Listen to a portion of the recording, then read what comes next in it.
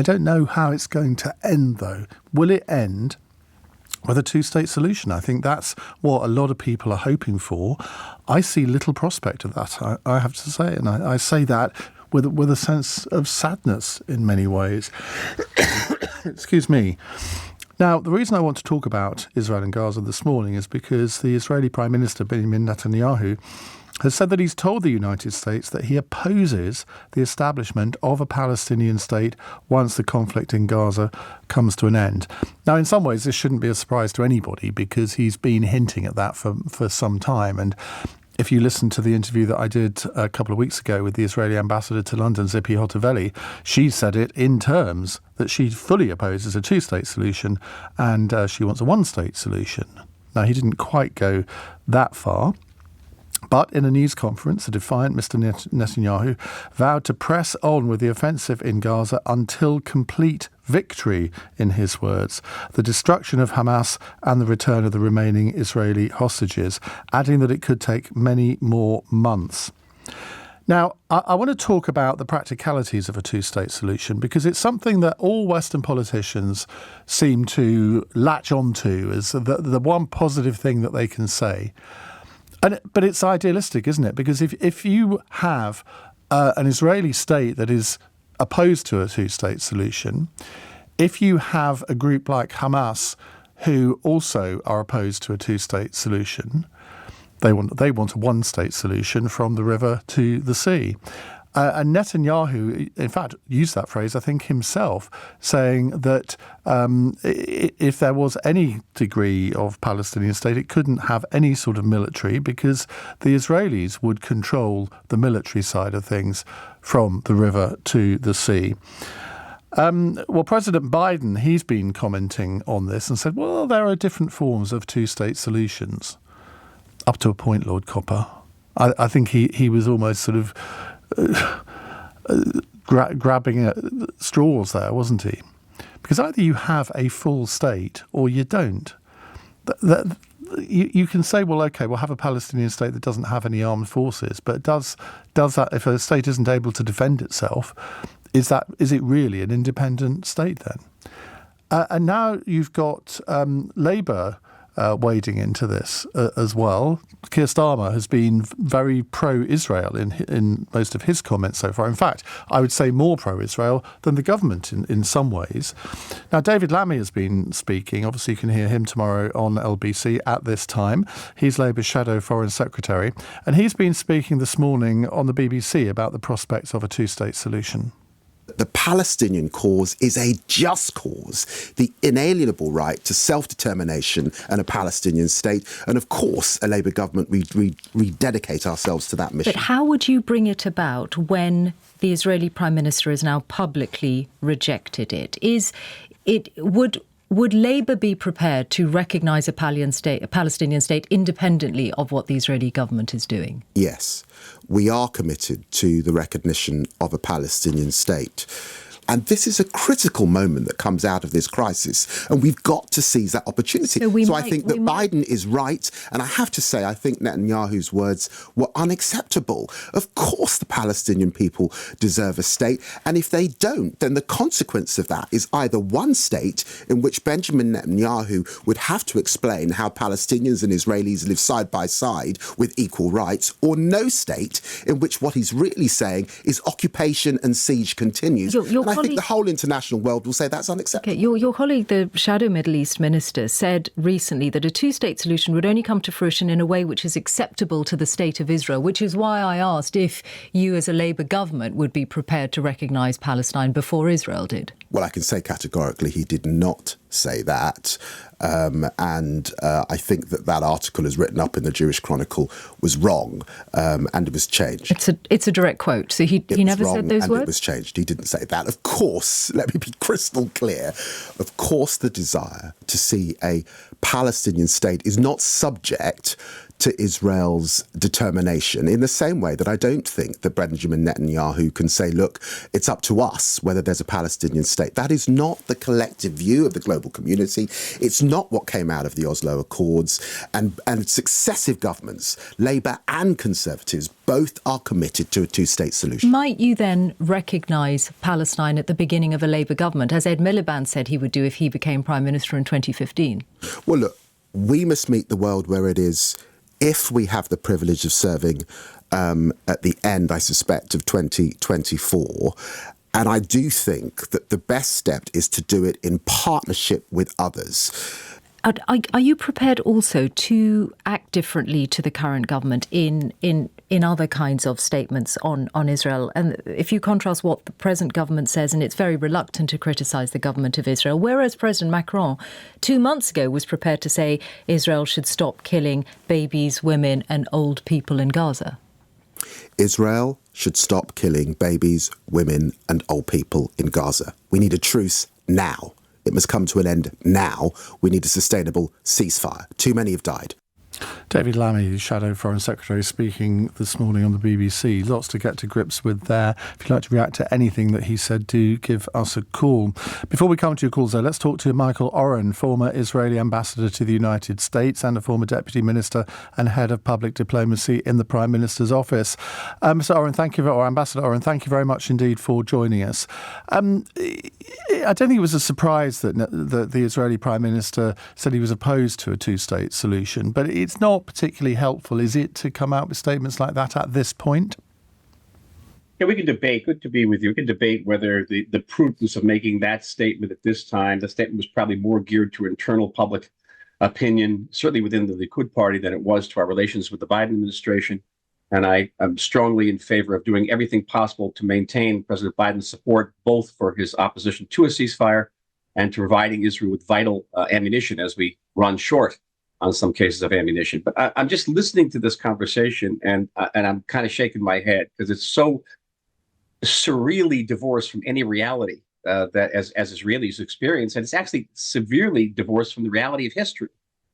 Let's ask the question. Israel, you say, Benjamin Netanyahu rejects a two-state solution. By the way, 70% of Israelis reject a two-state solution, including the Israelis on the center and left. They do that because they believe, and I think with great justification, that any Palestinian state created on what you call the West Bank will quickly devolve into another Hamas state. That is because Mahmoud Abbas, the head of the Palestinian Authority, is now the 19th year of his 4-year term. He won't stand for re-election because 84% of the Palestinians in the West Bank support Hamas. And no one seems to care about that statistic, but we do because it's a matter of life and death. I'm talking to you from southern Tel Aviv. I'm looking out a window to my left, and I see the West Bank out of my window. You put a Hamas state there, I won't be in rocket range. I'll be in rifle range. And we all understand that. My whole family understands that. And I tell you, honestly, they're all center-left. They all understand that. And this is why our president, who's the former head of the Labour Party, Isaac Herzog, was in Davos this week. And he says everyone's talking about a two-state solution. In Israeli terms, is out of their minds today. And that's not Netanyahu. That's the Israeli people speaking. No one seems to care what the Israeli people think. Netanyahu obscures it. I think this, but it's still deeply you must let me finish this one last point. It's just completely divorced from history. The Palestinian people have the world's record for people who have been offered a two-state solution and have turned it down. And have turned it down with violence. Whether your British offer in 1937, the UN's offer in 1947, the American-Israeli offer in 2000, 2001, the Israeli offer in 2008, always turned down with violence. Somehow, I don't know, that just gets forgotten in it. And these were Israeli offers, by the way, turned down. And there's a reason. No one's even actually listening to the Palestinians, whether they want this, whether they're willing to sign on to the American and British formula of two states for two people with an end of claim and end of conflict, because they don't recognize the Jews as a people. We're an artificial people. We have no history here. So any state we have obviously will be shorn of any type of legitimacy and be the target of irredenta. But they also never say end of claims and end of conflict. They see a two-state solution as an interim solution. Well, and it was divorced from any reality we face here. Well, I totally agree with you for what it's worth, because in this country, every debate that is held between learned academics or historians or politicians or whoever always come back to the two-state solution. And I don't know if you're familiar with Andrew Neil, who's one of he's actually, I think, our leading political interviewer. He was on a panel show just before Christmas. And he said, look, let's get real. There is no prospect of a two-state solution. So what is the point of harping on about it? And he was almost shouted down and has been ridiculed for saying that in the media ever since. Now, I thought he was talking complete sense, because to my mind, there is no prospect of a two-state solution if Israel doesn't want one and if the Palestinians don't want one. It can't be. It can't be. Want to start with that, whether actually either side wants one. That seems to be irrelevant. No, but people are saying, well, then it should be imposed. Yeah, it's immensely paternalistic of the world to say, well, we're going to impose a solution which neither side wants. And by the way, it won't be sustainable. Let me put a few cards on the table. I was an advisor to Yitzhak Rabin going back 30 years. I have been involved in just about every peace initiative we've had. I was participating in the last round of negotiations with the Palestinians. And I've come to some very fundamental conclusions. And one of it is, by keep on banging our heads on a solution that neither side wants, which is not workable and not sustainable and can actually lead to greater suffering, both Israelis and Palestinians, we are overlooking some other very creative solutions that could create a much better reality for both Israeli and Palestinians and give the Palestinians what we call a diplomatic horizon. We can look at federal solutions. We can look at cantonment solutions. We can look at expanded autonomy solutions. There's so many ways we can do, but to take this formula, which is now 31 years old and has failed time and time and time again, and shows no sort of success whatsoever, all we're doing is getting nowhere and actually causing harm to both sides. Why are you so biased and don't feel ashamed? You have most of your spokespeople from one side and almost none from the other, and you call yourself honest. Well, we did have a former Israeli ambassador to the United States there. We now have a former Middle East advisor to the US Department of Defense under Barack Obama, who I think is going to take a rather different line from the ambassador. It's Yasmin El Gamal. She joins me now. Yasmin, very good evening. Good evening. I normally do the evening shows, so forgive me. Good morning. Two-state solution. What do you think the position of the Biden administration should be? Because it seems a little unclear at the moment. Well, I can understand why you would say that. The Biden administration, successive U.S. administrations have always had the same policy, that the only way that this conflict could end in a sustainable and peaceful way was to give Israelis and Palestinians two states for two peoples living side by side. That has never changed. And you can see that actually it's not just the president himself, but it's lawmakers as well. You saw after Prime Minister Netanyahu said that he was opposed to a two-state solution, a real activity on the part of Democratic lawmakers who came out, several of them, 18 lawmakers now, which is more than a third of the Democratic caucus, has come out against Netanyahu's comments and are announcing their support for an amendment conditioning emergency supplemental aid to Israel, partly because of what Prime Minister Netanyahu is saying. And that could be quite significant, couldn't it? Because if America cut off military aid to Israel, and Netanyahu has already said that they're running short of various military components, I mean, that could be very serious indeed. Absolutely. They're definitely trying to send a strong message to the prime minister. And it's not just Democratic lawmakers as well. Several Jewish American lawmakers came out strongly against the statement by Netanyahu, saying, quote, "We strongly disagree with the prime minister. A two-state solution is the path forward." So there's a real sense on the U.S. side that this is not the way to go. The question is, how do you have peace in that region without a state that people deserve? People deserve to have a state of their own. Why is that not possible? That's the question. As you predicted, I strongly disagree with what Ambassador Oren was saying. Thank goodness for that. Yes, and I appreciate you giving me a chance to articulate why. I just wanted to remind listeners that the last time there was a real concerted effort by the U.S. to help negotiate or restart peace talks was in 2010. In March 2010, there was a new administration. Barack Obama had just become president. And Joe Biden, who was then vice president, went to Israel to help restart these talks, which both the Israelis and Palestinians had agreed to in principle. He lands in Israel and was met with an announcement by the Israeli government that they were going to build a slew, 1,600 homes in an illegal settlement.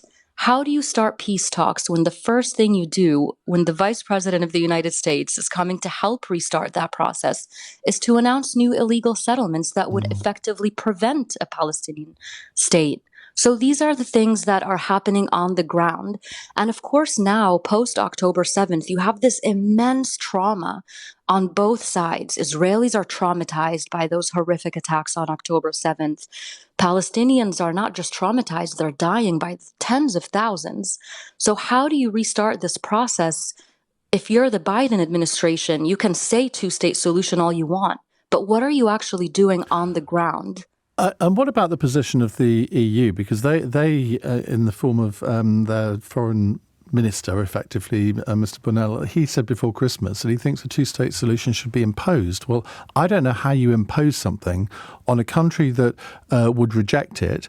And Hamas, which obviously is not, it's not an equivalent government, but they've said they don't want a two-state solution. I'm slightly unclear of the latest position of the Palestinian Authority and Fatah, because they've always said they do, but they've been very quiet on it recently. Absolutely. It's so complicated and it seems actually insurmountable when you think about it. But if we can all agree that Hamas is never going to be a partner for peace and that they should not be part of the equation, then you have the Palestinian Authority with all of its faults. Certainly, I'm not going to say that it's a perfect governance structure, but they are partners for peace in the sense that they've always participated. They've always said we are willing to have these conversations. Whereas Prime Minister Netanyahu, for years, by the way, what he said recently wasn't new. He's always said that he opposes a two-state solution. And actually, just last month, he was bragging that he had prevented successfully thus far in his career the emergence of a Palestinian state. So one of the issues, one of the challenges is that you have these real intransigent sort of actors. You have extremists on the Israeli side. You have Hamas, of course, that doesn't want peace and doesn't benefit from it. And then you have a severely weakened Palestinian Authority that doesn't have any credibility with most Palestinians because they feel that the Palestinian Authority hasn't stood up for them and has never been able to deliver things that are good for the Palestinians. They've never been able to negotiate any releases of Palestinian prisoners, for example. That's only come through force from Hamas. So there are a lot of it's an intractable conflict for a reason, right? There are so many issues. But I think at the end of the day, when you have this agreement, if everyone can agree that two peoples deserve their own state side by side, then we can start to look at, well, how do you actually make that happen? What kind of pressure can we put on the Israelis to make concessions so that the Palestinian Authority starts to have enough credibility to make their own concessions? This is the kind of stuff that we need to be talking about. I don't think, again, with what Ambassador Oren was saying, I don't think the solution is to say, well, we as an international community, we will decide that it's not for the Palestinians to have a state, but we will, magnanimously allow them certain status. I mean, how would you feel as a Brit if someone said that to you?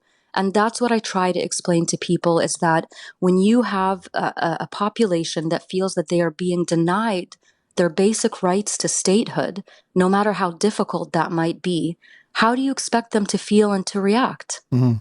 Thank you very much indeed. That's Yasmin Al-Gamal, former Middle East advisor at the US State Department under Barack Obama. Right, we'll come to your calls. Let's go to James, who's in Barnes. Hello, James. Hi, Ian. Good morning. Good morning. I think the lady just on now spoke immense sense and logic, unlike her Israeli counterpart. I mean, I'm Jewish, and I think you used the word, how can the world impose a Palestinian state? Well, in reality, the world imposed Israel on the Middle East, didn't it? And I think that shouldn't be up to any Israeli government to decide whether there can be or should be. I think it's up to the world and the United Nations and America to ensure that they push Israel towards coming to the table. Because without America telling Mr. Netanyahu or whoever is in charge, listen, this is how it's going to have to be, mate, behind the scenes. Yeah. It's never going to happen, I don't think. Well, I think it's America is in charge of this. You're right that the state of Israel was, I used the word imposed. Let's stick with that for the moment. I mean, that was obviously in the aftermath of the Second World War, obviously very different circumstances. And once you create a state, it's quite difficult to sort of change its remit, I suppose. But I think where we will probably agree, James, is that a two-state solution will never come about while Benjamin Netanyahu is Prime Minister of Israel. 100%.